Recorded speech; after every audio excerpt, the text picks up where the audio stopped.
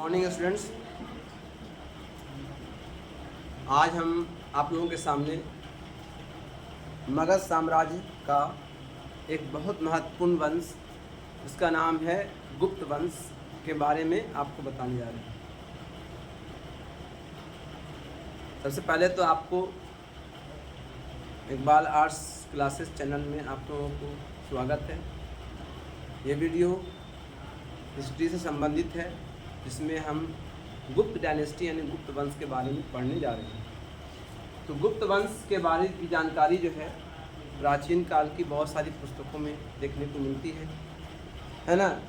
जैसे कि मुद्राक्षस है, फिर मृच्छकटिकम है, कामसूत्र है, ऐसी बहुत सारी पुस्तकें हैं और प्राचीन इतिहासकारों के द्वारा लिखी गई हैं। उसमें जो है गुप्त वंश की जानकारी, उसकी ख्याति, उसकी प्रसिद्धि, उसका डेवलपमेंट, उसका विकास, उसके स्वर्ण युग कहने का क्यों कहा जाता है, ये सारी कहानियाँ उसके अंदर वर्णन किया गया है। सबसे पहले हम शुरुआत जान लेते हैं कि शुरुआत ये हुई थी कि सूर्यगुप्त इसके फाउंडर थे, संस्थापक थे। सूर्यगुप्त संस्थापक थे। इसके 275 ईस्वी में इसकी स्थापना की गई थी और ये 319 तक चला। इन्होंने हुकूमत किया, इसने शासन किया। उसके बाद घटोत्कच बना।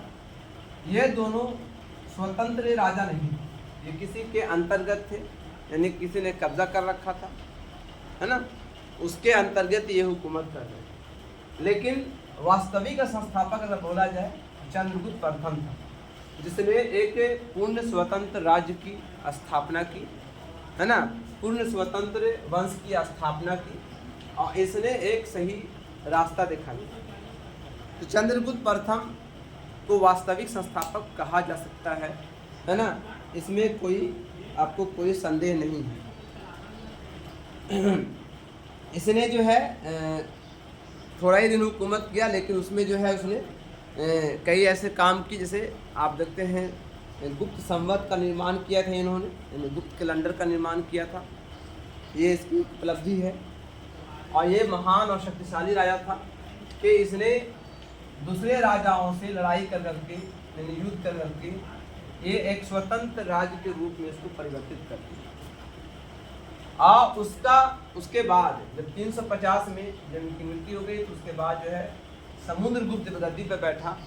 तो इसने तो पूरे गुप्त साम्राज्य की, है ना, समझिए को कहा कर सकते हैं कि उसका दृष्टि ही बदल दिया, उसका दृश्य बदल दिया, उसका कायाकल्प कर दिया। समुद्रगुप्त एक महान शासक था। समुद्रगुप्त जो है चंद्रगुप्त का बेटा था, समझे। और समुद्रगुप्त के बारे में आता है, इसको पराक्रमण कहा जाता है। यह लक्ष्मी कुमार देवी की पुत्र था, है ना। ये गुप्त वंश का समझिए कि वास्तविक में अगर विस्तार को किया तो इसने किया कि इसने जो है लगभग 49 युद्ध लड़े और सभी युद्धों में विजय प्राप्त किया। यानी आप कह सकते हैं कि टोटल अगर युद्ध लड़ा हो, जैसे कि पुस्तकों में लिखा हुआ है कि 49/0, यानी 49 उसकी जीत हुई और 0 में हार हुई। हार कभी नहीं हुई, हर जगह वो जीतता था। समुद्रगुप्त को धरणीबंध कहा गया, समुद्रगुप्त को दिग्विजय कहा गया। धरणीबंध का मतलब होता है पृथ्वी को जीतने वाला, दिग्विजय का मतलब होता है चारों दिशाओं को जीतने वाला। धरणीबंध कहा गया, दिग्विजय कहा गया, यानी बहुत सारे शब्दों से इसको सुशोभित किया गया। समुद्रगुप्त सिर्फ एक शासक ही नहीं था, एक बहुत बड़ा प्रशासक भी था, एक बहुत बड़ा सेनापति भी था, एक बहुत बड़ा आप समझिए कि एडमिनिस्ट्रेटर जिसको बोल सकते हैं वो था, एक लेखक भी था, एक पेंटर भी था, एक म्यूजिकार मतलब म्यूजिशियन भी था, जिसको बोल सकते हैं कि संगीतकार भी था। बहुत सारे जो उनके सिक्के हैं, सिक्कों में उनको वीणा बजाते हुए दिखाया गया। तो ये संगीत के भी बड़े शौकीन थे। समुद्रगुप्त ने जो अपना विजय अभियान चलाया, चारों दिशाओं में विजय बनी। चारों दिशाओं का मतलब हर दिशा में जहाँ भी जाते थे वहाँ जीत मिलती थी। जैसे आर्यावर्त के 9 राजाओं को हराया था, आर्यावर्त में 9 राजा को हराया था, जिसमें नाम बता देते हैं आपको, है ना, रुद्रदेव, मातिल, नागदत्त, चंद्रवर्मा, गणपति नाग, नागसेन, नंदी, अच्युत, बलवर्मा जैसे महान शासकों को उसने हराया आर्यावर्त के क्षेत्र में। इस तरह से आठवीं राज्यों में उसने, जिसे प्लेट महोदय बोलते हैं, कि उसने लगभग जो है आठवीं राज्यों में लगभग 12 राजाओं को हराया, जैसे कौशल का महेंद्र, महाकांतर का व्यागराज, केरल का मंडकराज, पृष्ठपुर का महेंद्रगिरी, कुट्टूर का स्वामीदत्त, एरंडल पल का दमन, कांची का विष्णुगुप्त, इसी तरह से वेंगी का हस्तिवर्मा, ऐसे बहुत सारे राजाओं को, कुंभलपुर का धनंजय, देवराष्ट्र का कुबेर, ऐसे बहुत सारे राजाओं को उसने डिफीट किया युद्ध में। हार नहीं मिली, हर जगह जीत रहे हैं, अपने विस्तार कर रहे हैं। फिर सीमावर्ती राज्यों में उन्होंने लगभग 9 राजाओं को हराया था, जैसे कि मालव, अर्जुनायन, योध्या, मद्र, अभीर, प्राजुन, सनकनिक, काक, खरपरीक जैसे राजाओं को हराया था। ठीक है। इसके अलावा दक्षिणापथ में भी कई राजाओं को हराया था उसने। दक्षिणापथ में भी कई राजा उनसे हार गए थे। फिर आपका जो है सीमावर्ती बता दिया मैंने, है ना, और उसमें जो है और कई राजा थे। तुंगभद्रा नदी के आसपास के एरिया को पूरा कब्जा कर लिया था इन्होंने। तो लगभग पूरे क्षेत्र पर कब्जा इन्होंने किया था, लगभग 49 राजा को हराया था और हरा करके अब एक विशाल साम्राज्य की स्थापना। इतना महान शासक था, इसलिए इसे भारत का नेपोलियन कहा जाता है। नेपोलियन एक शासक था यूरोप का, हम जानते हैं, नेपोलियन बोनापार्ट, जिसने लगभग पूरे यूरोप में सभी शासकों को हरा दिया था। और अंतिम में जो है वाटरलू के युद्ध में भी उसकी हार हो गई थी, लेकिन वो हार भी उसकी जो है ये हार नहीं थी, बल्कि सारे राजाओं के साथ अकेले युद्ध लड़ा था उसने। लेकिन इसलिए उसको भारत का उसे यूरोप का नेपोलियन कहा जाता है, तो भारत का नेपोलियन समुद्रगुप्त कहा जाता है। इसकी तुलना नेपोलियन से कर दी गई है।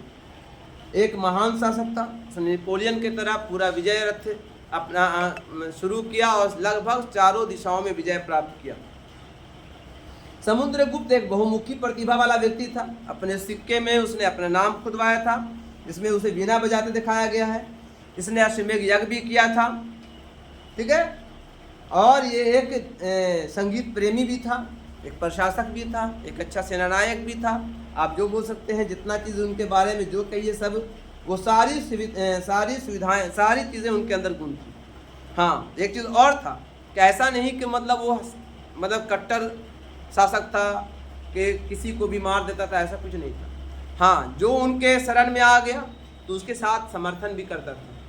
उसने परराष्ट्र की नीति अपनाई थी। परराष्ट्र का मतलब होता है 4 तरीके से, है ना, संधि करना। पहला है कि मैत्रीपूर्ण संबंध, आत्म प्रतिवेदन कीजिए, आत्मनिवेदन कीजिए। कोई राजा हार गया तो निवेदन कीजिए कि हमको छोड़ दिया जाए, तो उससे मित्रता कर ली जाती थी, है ना। स्वता मित्रता, प्रस्ताव दिया था कि आप मित्र बन जाइए, आप मुझसे दोस्ती कर लीजिए, हमारे साथ रहिए, हमारी मदद कीजिए, युद्ध में हमारे साथ रहिए। तो एक आत्मनिवेदन द्वारा। दूसरा कन्योपायन द्वारा, यानी अगर दूसरा आता था कि अगर हार गए हैं आप, तो कोई आपकी कन्या है, आपकी जो है बेटी है, पुत्री है, बहन है, वो आप उपहार के रूप में हमको दीजिए और हम जो है उसे विवाह करेंगे। एक रिश्तेदारी का संबंध अपनाते थे, समझे। तो ये हो गया कन्योपायन द्वारा। अब एक दान दक्षिणा द्वारा, कि आप समय समय पर हमको दान दक्षिणा दीजिए, भेंट दीजिए, तो हम आपके साथ रहेंगे, हम आपको अपना राज वापस कर देंगे। यानी किसी का राज छीनते भी नहीं थे, है ना, वो राज वापस कर देते थे। आप राज हुकूमत कीजिए, आप मेरे साथ रहिए, मेरे से दोस्ती कर लीजिए, इस तरह से वो कर देते। और करुण मुद्रा के अगर अंत में क्या बताया कि अगर आपको दोस्ती करनी है तो आप अपने सिक्के में मेरा नाम अंकित कराइए। अब किसी के देश, जैसे भारत देश है, तो भारत के देश में जो है उसमें भारत का ही नक्शा रहेगा, भारत का ही नाम रहेगा, दूसरे देश को तो नहीं रहेगा। लेकिन वो जो कहते थे कि जो अगर हार गए हो तो तुम अपने मुद्रा में मेरा नाम अंकित करो, इस तरह से उनसे दोस्ती करते थे, है ना। इस तरह से मतलब अपने साम्राज्य को विस्तार किया इन्होंने। कौन? समुद्रगुप्त ने। समुद्रगुप्त के बाद जो राजा बना उसका नाम था रामगुप्त। तो रामगुप्त जो थे, समुद्रगुप्त के दो बेटे थे, एक का नाम था रामगुप्त, एक का नाम था चंद्रगुप्त। तो रामगुप्त पहले जो राजा बना, लेकिन ये जो है डरपोक किस्म का आदमी, है ना। इसकी कहानी ये है कि डरपोक कितना था कि जब शक राजाओं ने इसको हरा दिया था, है ना, शक राजाओं ने इसको हरा दिया था, तो हराने के बाद जो है इसने अपनी पत्नी को शक राजाओं को गिफ्ट के रूप में दे दिया, जो जिसके कारण जो है चंद्रगुप्त जो विक्रमादित्य हैं इन्हें बहुत बुरा लगा, है ना। उसने बहुत बुरा महसूस किया कि इतने बड़े महान शासक समुद्रगुप्त के बेटे का ये हाल है। इसने सबसे पहले शक राजाओं को जाकर के युद्ध में हराया, और हराने के बाद जो है अपनी भाभी जो है, जो जैसे रामगुप्त भाभी को अपने घर लाया, है ना, और अपने भाई को जान से मार दिया। रामगुप्त की हत्या कर दी। कहा कि तुम क्यों जिंदा रहोगे, तुम रह के भी क्या करोगे, जब इतने बड़े महान शासक के पुत्र हो करके तुम हार गए और तुम हमने उसे गिफ्ट दे दिया, अपनी इज्जत नीलाम कर दी। तो इस तरह से उसने मार दिया, और मारने के बाद चंद्रगुप्त विक्रमादित्य गद्दी पर बैठे, और इसने चंद्रगुप्त विक्रमादित्य ने फिर हुकूमत करनी शुरू कर दी। चंद्रगुप्त विक्रमादित्य राजमहिषी देवदत्त की पुत्री थी। ये जो है एक महान शासक ये भी थे। इनके शासन काल को स्वर्ण युग के नाम से जानते हैं, क्योंकि ऑलरेडी पूरे भारत में एक विशाल साम्राज्य की स्थापना हो चुकी थी। अब विकास की प्रक्रिया शुरू करनी थी, तो इनके शासन काल में विकास ज़्यादा हुआ और बहुत सारे काम हुए, इसलिए इनके शासन काल को स्वर्ण युग के रूप में जाना जाता है। इनकी एक पुत्री थी जिसका नाम था प्रभावती देवी, जिसका विवाह जो हुआ था, है ना, वाक्ताक के राजा रुद्रसेन से विवाह हुआ था इनका, ठीक है। जो है इसके अलावा जो है बता दें आपको कि इसकी दो राजधानियाँ थी। एक राजधानी थी जो थी, है ना, आपका काठियावाड़ थी। इनकी दो राजधानियाँ थी, एक राजधानी थी आपका काठियावाड़ और एक राजधानी थी पाटलिपुत्र। इनके शासन काल में साहित्य, कला, संस्कृति का काफ़ी विकास हुआ था। इनके दरबार में नवरत्न हुआ करते थे। नवरत्न 9 ऐसे विद्वान थे जिसको नवरत्न कहा गया, जैसे कि नाम है शंकु, छपनक, घटकरपर, बेताल भट्ट, है ना, वरामहीर, वररुचि, कालिदास, आपका अमर सिंह, धनवंतरी। तो ये सब महान लोग थे उनके दरबार में। और महानता का मतलब कि सबने अपने अपने युग में अपने पुस्तकें लिखी और बहुत सारे विकास के लिए बहुत सारे इन्वेंशन किए इनके काल में। इन्हीं के शासन काल में जो दिल्ली में कुतुब मीनार के पास जो है, मेहरौली के पास जो है एक लोहा स्तंभ है, जो इन्हीं के काल में बनाया गया, जो आज इसमें आज भी जंग नहीं लगा है। इस बात को दर्शाता है कि इस काल में रसायन का और साइंस का, फिजिक्स का और ज्योग्राफी का और मैथमेटिक्स का किस तरह विकास किया गया था। इनके शासन काल में व्यापार का ही काफ़ी विकास हुआ, नए नए नगर बसाए गए थे, सामाजिक तरक्की हुई, आर्थिक तरक्की हुई, विज्ञान का काफ़ी विकास हुआ, बड़े बड़े मंदिर बनाए गए। कई ऐसे मंदिर हैं जो बहुत फेमस है इनके शासन काल में बनाए गए, है ना। खगोल शास्त्र में काफ़ी विकास हुआ, बहुत सारी पुस्तकें लिखी गई, जैसे पुस्तक का नाम है अभिज्ञान शकुंतलम, मेघदूतम, ऋतुसंहारम, कुमार संभवम, विशाखा दत्त की पुस्तक है, वात्सायन की पुस्तक है, वरामिहिर की पुस्तक है। बहुत सारी पुस्तकें लिखी गई हैं इनके शासन काल में। बड़े बड़े मंदिर बनाए गए, हिरन का विष्णु मंदिर, तिगवा का विष्णु मंदिर, नचना कुठार का पार्वती मंदिर, घुमरा का शिव मंदिर, देवगढ़ का दस अवतार मंदिर, सिरपुर का लक्ष्मण मंदिर। इनके शासन काल में स्तूप भी बनवाए गए थे, बड़े बड़े स्तूप बनाए गए थे।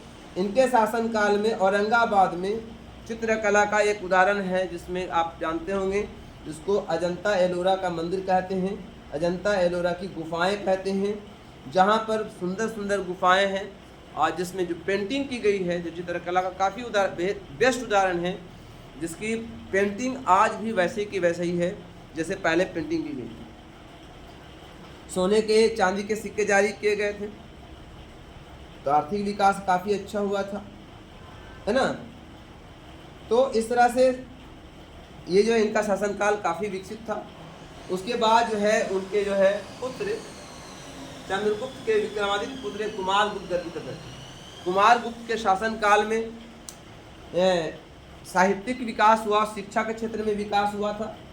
इन्हीं के शासनकाल में जो है सबसे बड़ा डेवलपमेंट हुआ, जो नालंदा का विश्वविद्यालय की स्थापना हुई, जिसमें बहुत सारी पढ़ाइयाँ होती, बहुत सारी शिक्षाएँ दी जाती थी, है ना। कहा जाता है कि नालंदा विश्वविद्यालय एक विशाल विश्वविद्यालय था, है ना, शिक्षा का बहुत बड़ा केंद्र था, है ना। 200 गांव जो है के जो भी उत्पाद होते थे वो सारे इनको नालंदा विश्वविद्यालय को दे दिए जाते थे। कहा जाता है कि वहाँ नालंदा विश्वविद्यालय में 8 बड़े कमरे थे, है ना, 200 से ज़्यादा हॉल थे और 10,000 विद्यार्थी पढ़ते थे।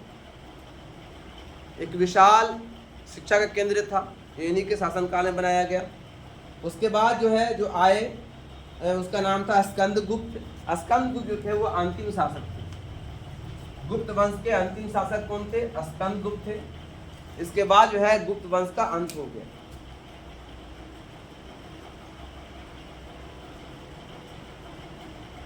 गुप्त शासनकाल में पूरा एशिया, लगभग आधा एशिया पूरा कब्जा कर लिया गया था, है ना। इनके शासनकाल में इतना बड़ा विशालकाय होने के कारण ये उस लायक नहीं थे कि इसे विशाल साम्राज्य को संभाल सके, और आखिरकार इनका पतन हो गया और गुप्त वंश का अंत हो गया। ये लास्ट किंग थे। तो इस तरह से मैंने सभी राजाओं के बारे में बताया, श्रीगुप्त, घटोत्कच, चंद्रगुप्त प्रथम, समुद्रगुप्त, स्कंदगुप्त, चंद्रगुप्त, विक्रमादित्य, कुमारगुप्त, और लास्ट में है आपका समुद्रगुप्त हो गया, फिर लास्ट में स्कंदगुप्त है। तो इस तरह से आपका जो है गुप्त काल एक महान काल रहा। एग्जाम में आता भी है कि समुद्र या गुप्त काल को स्वर्ण युग क्यों कहा जाता है, तो आप लिख सकते हैं गुप्त काल को स्वर्ण युग इसे कहा जाता है। गुप्त काल में आर्थिक, सामाजिक, राजनीतिक, चित्रकला, पेंटिंग, हर क्षेत्र में काफ़ी विकास हुआ, हर क्षेत्र में, है ना। कहा जाता है कि इस काल में जो है बड़े बड़े मंदिर बनवाए गए, बहुत सारी पुस्तकें लिखी गई, साहित्यिक विकास हुआ, है ना। जिस तरह से वर्ल्ड के अंदर भी कुछ ऐसे युग आए हैं जहाँ पर स्वर्ण युग कहा जाता है, जैसे कि आप राजा साहब पहलवी के ज़माने में आता था, है ना, पेरिक्लिस के दौर को कहा गया। इसी तरह से रोमन साम्राज्य में जो है स्वर्ण युग कहा जाता था, अगस्टस सीजर काल कहा जाता था, स्वर्ण युग कहा जाता था। वैसे ही जो है इंडिया में जो है भारत में गुप्त काल को स्वर्ण युग कहा गया कि इस काल में बहुत सारा डेवलपमेंट हुआ था। अगर इसको लिखना चाहें तो आप बहुत ज़्यादा इसमें लिखना पड़ेगा आपको, है ना। इसमें बहुत सारी इसमें लिखना है, पॉइंट बनाकर लिख सकते हैं आप इसके बारे में, जैसे सामाजिक जीवन में कैसे डेवलपमेंट हुआ था, आर्थिक जीवन में कैसे डेवलपमेंट हुआ था, राजनीतिक जीवन में कैसे डेवलपमेंट हुआ था, विज्ञान में और प्रौद्योगिकी में कैसे डेवलपमेंट हुआ था, पेंटिंग संस्कृति में संस्कृति विकास कैसे हुआ था, साहित्यिक विकास कैसे हुआ था।